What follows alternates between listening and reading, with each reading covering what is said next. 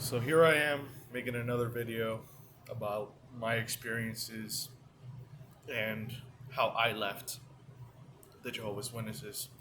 So I expressed in my previous video how essentially a lot of the things that I was seeing and in the elders meetings, a lot of the situations that were happening around me just kept proving to me that it was all man-made, that people were making stuff up as they went along and stuff like that. And that was essentially my explanation on the previous video and other videos that I have made that you can find on my channel. Um, as I said before, I'm not planning on making a lot of videos. It's just not something that I'm interested in at the moment. I merely just want to share my experience because I think that people have a right to be able to make an educated decision about their future.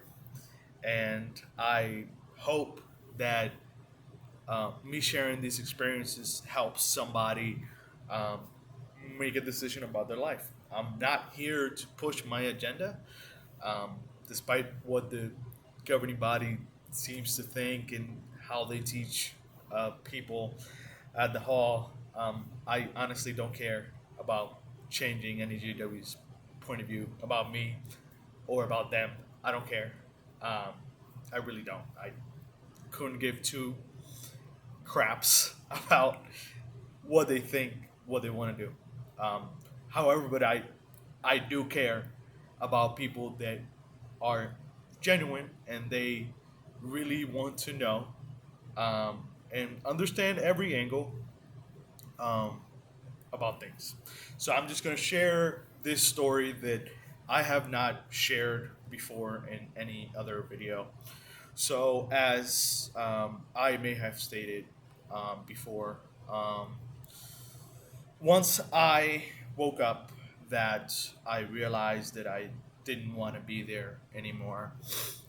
There was a period in my life that um, it was very difficult because in my mind, as I'm processing things, so I know already that me voicing my disagreements with the system was not going to go well. And I feel like we all know that when you're there, we all understand that that's what it is. And so I was very aware of that. I was aware that if I poked too many bears, I was gonna get reproved, probably deleted as an elder first, and you know where that's going. Essentially, in the end, um, I would have gotten removed from the congregation, as they call it now, um, due to apostasy. Um, according to the elders' book, um, apostasy is something that um, is not necessarily immediate. They're supposed to counsel you first and talk to you about it and stuff like that. Um, but it becomes apostasy when you start spreading that to other people. And of course, as it's very well documented and I've expressed before, um, there is a lot of discrepancies, a lot of um, different bodies of elders are going to do it differently. Um, and that is how man-made this whole thing is. But so essentially, I knew how the system worked. I knew that I couldn't express those doubts or anything like that, especially somebody that from in the position that I was in, being an elder at that time and a regular pioneer. Um, you know, it, yeah, like it just was not gonna go well. And I want to preface this in saying um, that when I was in, um, I was fully believer, like 100%. Um, I was very dedicated to what I did, very dedicated to being there. I put in a lot of effort. I made a lot of sacrifices. Um, and yeah, I can't really say much else um, about that. That is where I was. So, and I don't want to ramble too much or get out of topic. So I'm just gonna take it in this direction. Um, so essentially, um, as I was processing everything, because I always say that once you kind of cut the link between God and the governing body, everything goes downhill quick. Like it's crazy. Um, and like that is when I found myself being like, why do we do that? Why do we think that? Why is this like that? Why is that, the way that it is? Because once you kind of cut that out of the governing body speaks for God, everything goes downhill, and it goes downhill really fast. So that is what was going on with me at that time. So the trust was already cut between my trust in the organization or the governing body was already gone. Um, so at this point, I have nothing to lose. I start doing research, reading around, and it's crazy to me because like they kind of portray it as like it's just walking around randomly, and then Satan kind of grabs you out of nowhere, and then all of a sudden you just become a different person.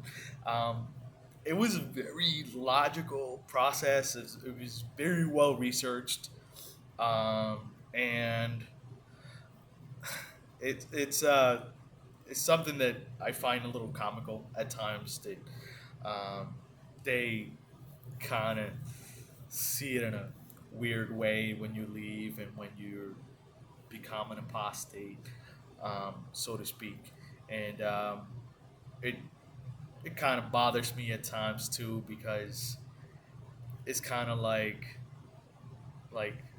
you just like you paint the apostates as these evil people and all that stuff, and um, I couldn't care less about what they think.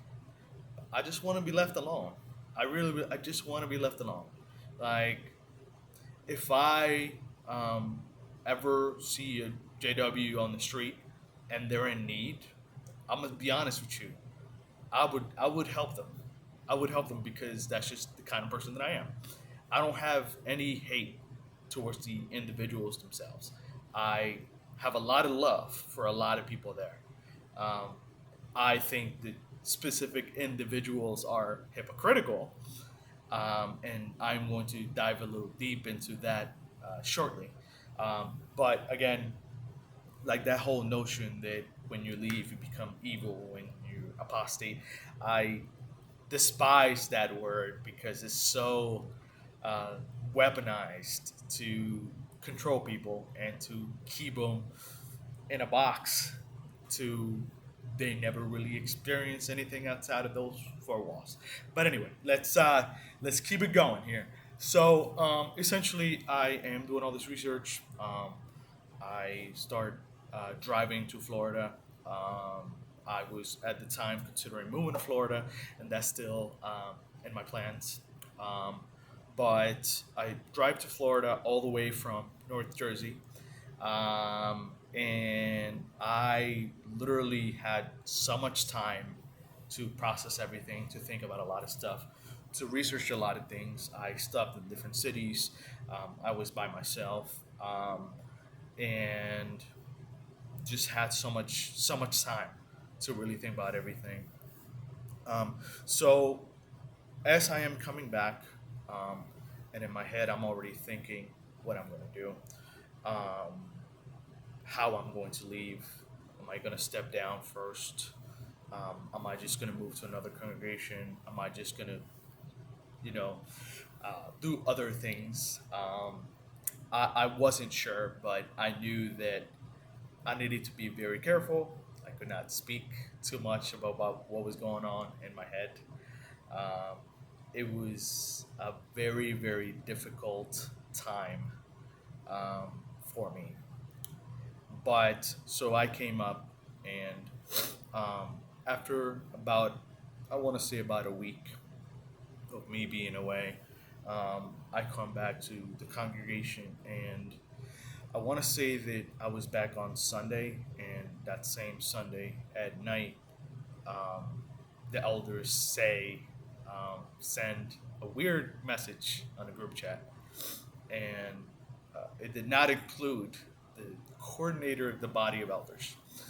Um, and funny enough, so that Monday we were supposed to have the quarterly meeting. Now the quarterly meeting is the meeting you usually have it in between the visits for the CEO, and usually that is when you talk about preparations and stuff like that, and that is when you also uh, go see about recommendations for ministerial servants or elders at the congregation, and so on and so forth. It's very procedural, but it's an important meeting that is done. So the secretary and another elder send the rest of the elders a message, and they say, well, we're gonna have to meeting. You noticed, so and so is not in this group chat. We need to talk about something pertaining him. So, um, mind you, I'm already out mentally. Like I'm already checked out. Um, I wasn't sure how I was going to leave. And you can imagine with everything that was going on in my head, like the last thing I wanted to do was to have one of those um, meetings that are about something serious. So, me and that elder that was the coordinator was being talked about or accused of something at this point. We were very close. I would even consider him to be a father figure to me when I was in, and I have a lot of love for him as a person. I have a lot of respect for him. I think I would even dare to say that if all the Jehovah's Witnesses were like him, I probably wouldn't have ever woken up. Um, I kid you not, and take it as you want to take it. Um, he was just such a kind person, even to people that were, removed, reproved, whatever. I feel like he was one of the kindest, nicest elders that I had ever met, if not the nicest elder that I had ever met. And I looked up to him so much. Um, so anyway, um, so we had he actually calls me on the side and he starts telling me about what's going on. So what is happening is that he is being accused of drinking a little too much, and I listen and I hear him out. At this time, I'm kind of torn because I already know that I'm leaving anyway. I just didn't want to be there anymore, um, but I had to play the part for the time being. So, um, so he calls me and he tells me everything that is happening, and he says, that they were monitoring him and they were asking all these people and doing all this investigation, and um, they were really out to get him, out to get him. That is how he was presenting it to me. Now, I don't know. I feel like, um, you know, I don't want to touch too much on whether he did it or he didn't do it. Um, but I'm just going to speak from what I saw. And that is one of the craziest parts or stories of mine because it was very hypocritical and it shows you how the system works. So so that happens. I speak to him, blah blah blah. I show up to the meeting, and um, so the two elders that are making the accusation that did the investigation and all that stuff, um, they start telling he got drank a little too much, blah blah blah. So at that point, you can imagine. where I'm going coming with, because my mindset, even when I was indoctrinated, was, why am I taking your word for it? You're just two random guys. Like, I know you're elders, but it doesn't matter to me. Like, you can be making that up for all I care. I literally just got back from vacation, and it felt to me like very hypocritical for me to like be like, oh yeah, let's get him. Like, I didn't see it. I wasn't there. How am I going to like go guns blazing at him? Like, it was shows bizarre. And so I start asking questions, and I'm like, hey, and so what are you gonna like? What is your plan? What are you trying to like accomplish here? Like, how do I know that? Like, I'm asking all these questions. Like, how do I know that that happened? Like, do you have any proof? Like, did you have any witnesses? Who are those witnesses? Like, what is going on here?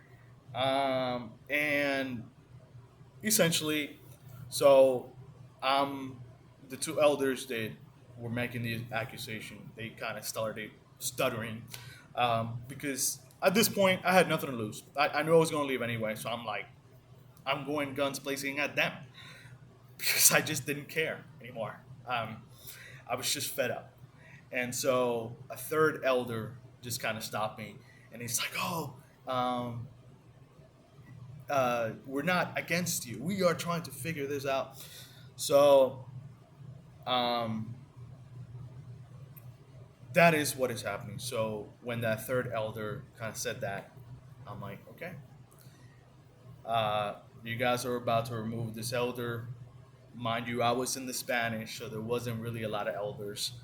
So I'm like, okay, you guys want to go guns blazing. You guys just, this is how you want to do this process. Do it so quickly. Like, there wasn't any witnesses brought up to the table, no names, nothing like that. It was just two guys making an accusation. Um, Granted, they were elders, but I felt like if you want to do things humane, then you would allow me to do an investigation with somebody else, because I need to know that this actually happened. Um, and we're gonna get into that a little bit more later. So in my mind, I'm like, okay, so you guys want to remove him, because that's literally what they would want to do. Like, it was just like that. That meeting was no longer than an hour. Like, that quickly, the coordinator of the body of elders, um, regular pioneer, had been to Bethel, had been to SKE, one of the most well loved elders in the area, was about to lose everything just like that, and publicly humiliated from the platforms. And these guys did not give a what about that. They were out to get him. So I'm like, okay, so you guys want to do that? That's okay with me. And that this is all like in my head, um, because I'm already thinking, okay, you're gonna lose him, you're gonna lose me too, because I'm about to leave anyway. So I'm like, that's how you gotta do it. Is you're shooting yourself in the foot, but all right, like, that is kind of like where my thought process was. So let's talk about um, what was going on in that body of elders. So the two that so of the two that made the accusation, one of those elders had a pretty bad addiction to um, pornography. um, and I didn't find out all the details about that until later. So, and he was one of the ones that was the judgiest about the coordinator doing that. Um, and if anybody is from um, South New Jersey area, um, it's the other bald guy in that hall who was the secretary at that time. He's the one. Just saying. Anyway, so so he had that situation with him, and so the other elder, the third one that kind of stopped me on my tracks, he had literally gotten removed as an elder in a previous congregation, no more than 2 years before that, because of the same thing, because he had an addiction to pornography. Uh, this elder, um, he was he had red hair. That's all I'm saying. In the South New Jersey area, um, name of the city starts with a V. Pretty big city. I'm gonna just leave it there. Big city in terms of um, land mass. Anyway, so you got two elders that have that situation, and they're the judgiest about this third elder. Um, and and the third elder that I mentioned, I actually read the recommendation letter that stated that he had been deleted as an elder for that. And you can imagine, like, I'm already like, I'm gonna leave, and then I get told that on top of everything that was going on. Like, to me, that was just like, if I needed any more proof that I need to get the hell out of here, this is it. This is it. So, so that happened. Meeting is over. Blah blah blah. I seriously considered making that my last meeting. In fact, I actually wrote a letter to the body of elders saying that I was going to leave after that, um, and officially to everybody who knows that I am inactive. Um, that is the reason that they think I left, even though I had already woken up before that and I was already plotting my exit. So we go to the next meeting on Sunday.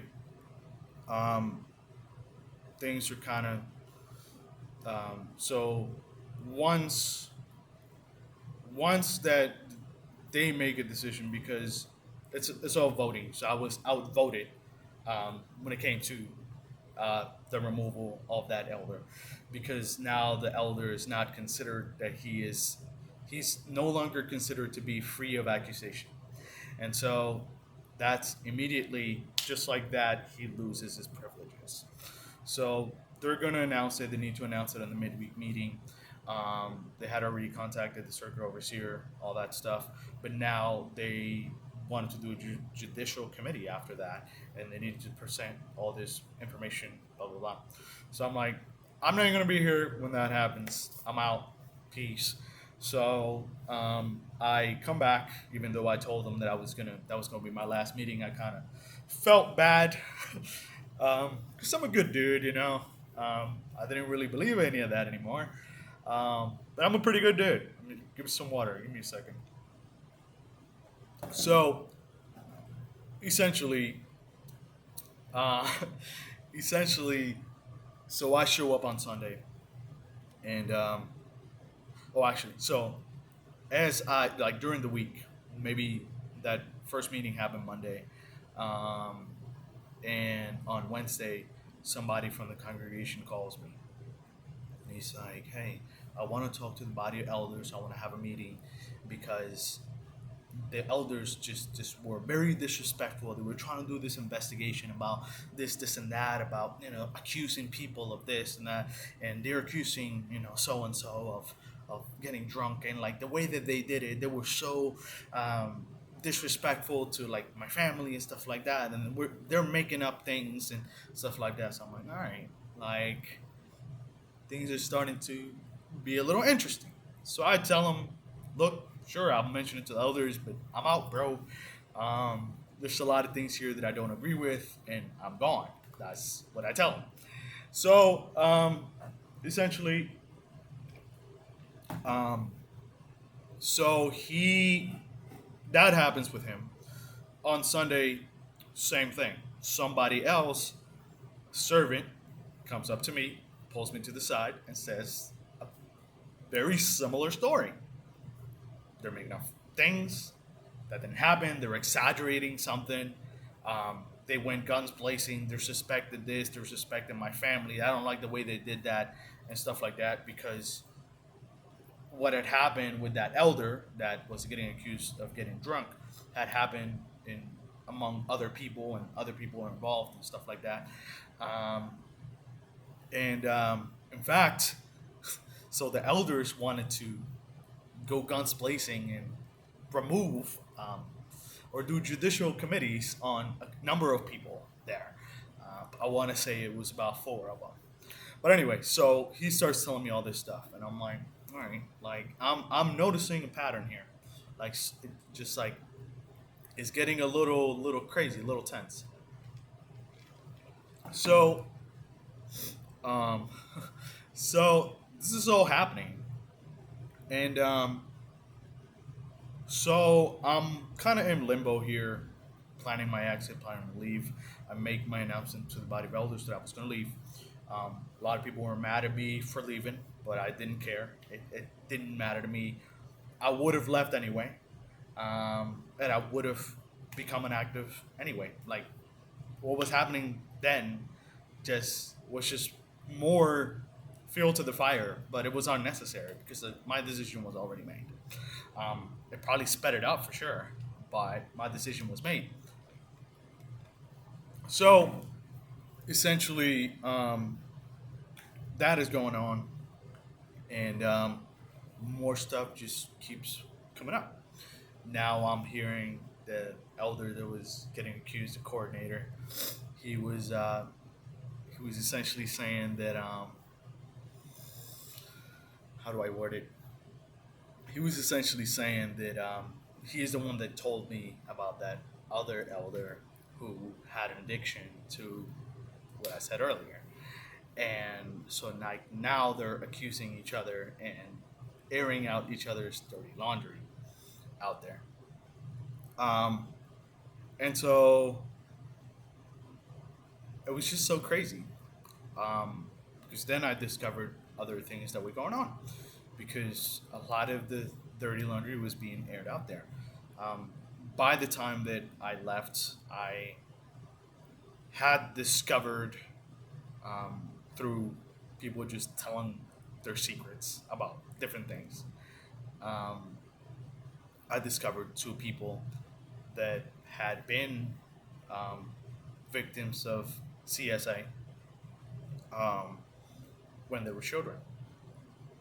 This was just told um, just in conversation because um, a lot of people were very emotional at that time because there's a lot of conflicts in the congregation and whatnot, and I'm just like in the middle of it all, like, hey, I'm out, guys, but like, so they're like telling me all this stuff, and so by the time that I left as an elder, um, or like I left the congregation, I want to say that I had heard about 5 cases of CSA that were never reported to the authorities, were never told to anybody, um, was kept on the wraps, um, and yeah.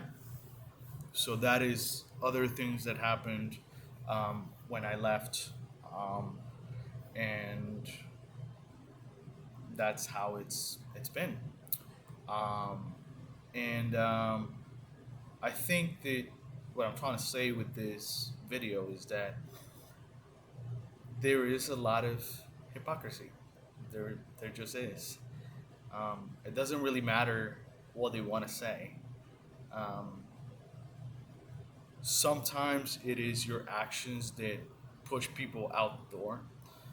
And I think one of the craziest things that I hear is the leadership just, essentially victim blaming people who leave and calling them names and disrespecting them and stuff like that.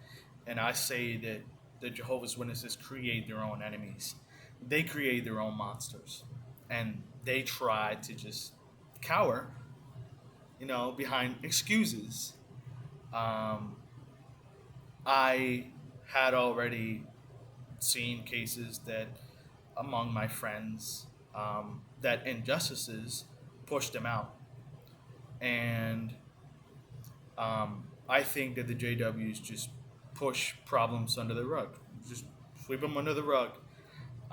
They try to pretend that they're not there, um, and that is extremely irresponsible. And those are among the reasons I left. Um, and I think that um, one of the craziest examples is, so I mentioned in my previous video that I didn't like shunning as they enforce it. Um, well, they started shunning me, right? A lot of people don't speak to me anymore. Um, and I think that more people would stop talking to me if they really knew, what I've been thinking about all this time that I'm openly sharing now. So if they do, that's fine. It doesn't really matter to me anymore because frankly, I've lost all respect for them. I find it amusing that your response to somebody leaving because they think that your shunning is inhumane, your response to that is to shun them. So you're proving me right by shunning me because I left because you are hypocritical, you are ruthless, and you prove that to me by treating me the same way. I don't understand where the logic is with that. I really, really don't. Um, but it just goes to say, I don't think that people are ever going to reason if they don't want to. They're not. And I think that the reality is there, the facts are there. Um, there's a lot of injustice. And I think that if they were ever interested in actually making things right, you would start, among so many other things, with an apology. Because all these changes that have happened in the past couple of years, um, how many people were affected by being removed or disfellowship from the congregation? I've not heard anybody ever take accountability for that or own up to their mistakes or own up to their decisions. And that has to start at the top.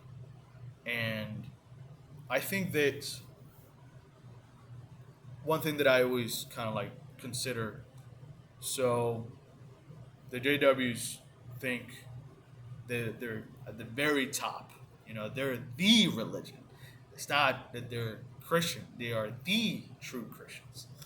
And I think that air of superiority um, is is maddening um, because you really think you're all that, and yet when it comes to now proving it, now being accountable, now you cower and I'm being attacked, and it's so silly to me because I always put it as an example. If I go play basketball and I show up in a court, and I'm like, I'm the best basketball player here, that's an immediate challenge to everybody else, right? So the JWs do that same thing. They are guns blazing. Oh, we are the true religion. But now, when it comes to being accountable for your decisions, because you saying you're the best, your standards are going to be up here. So you cannot be the best, and yet your accountability is down here. If you're the best, if you really are all that, then your standards, like the expectations from people, should be up here. And this is the position that you put yourself in. You say you're the best. Now you got to act like the best. And the best, when you make a mistake, you own up to it. If you're really godly, you own up to your own mistakes. You get on the platform like a true good human being, and you're like, we apologize for the pain that this may have caused people. That is the definition of a leader, which you claim to be. The governing body claims to be leaders, right? They say they're kings. They're chosen by God. So if that is you, if you're really a leader and you really mean that, that is what a leader does. You own up to your mistakes. And I don't see that. I don't see any accountability from them. Um, I don't see any accountability for all the failed prophecies. Um, I just see a lot of uh, shifting of the blame onto other people. And if that's what you want to do, cool, whatever. It don't matter to me. But then what I say to that is, don't expect me to, you know, be there. Don't shame people for leaving. Don't shame people for not wanting to be there anymore because that is their right. And don't like don't enforce rules to where they get shunned for leaving JW. Like that is just crazy. But anyway, um, that's really about it from me. I just wanted to tell that little story of what happened, um, and yeah, I hope that it can help people. And yeah, well, peace. Take care.